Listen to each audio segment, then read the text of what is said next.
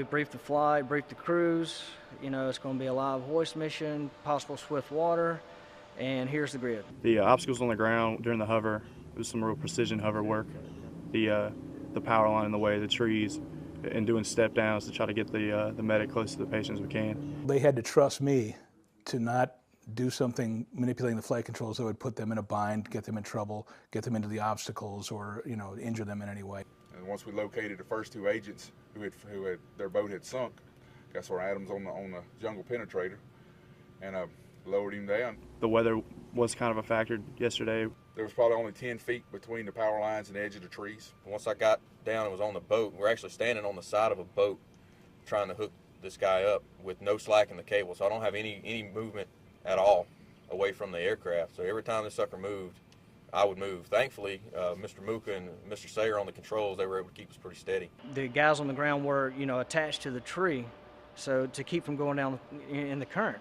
And at the same time, the power lines were there. And I remember the crew distinctly talking on the radio back to the base that they weren't sure if the power lines were dead. The first thing I tell everybody is, hey, it's going to be loud.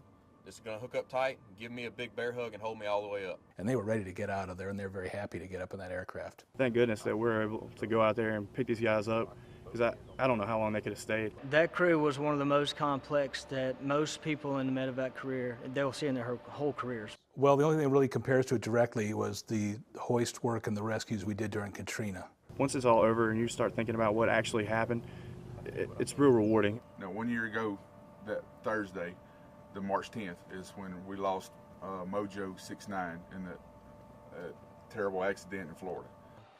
We, as the facility, were actually postured and ready for a flyover of the Mojo 6-9 Memorial in Navarre on the same day that we did have the mission. The mission that we did on March 10th was much of a recreation of what we do in training. Perhaps we even do some more difficult training scenarios. Our senior pilots are nothing short of gods on the control. Our younger pilots that are coming up are training and will be just as good as they are, and our medics are fearless. The most rewarding mission you can do in Army Aviation is doing medevac and saving lives, both in combat and here in the state. And you really know that you've done your job and made a difference that particular day.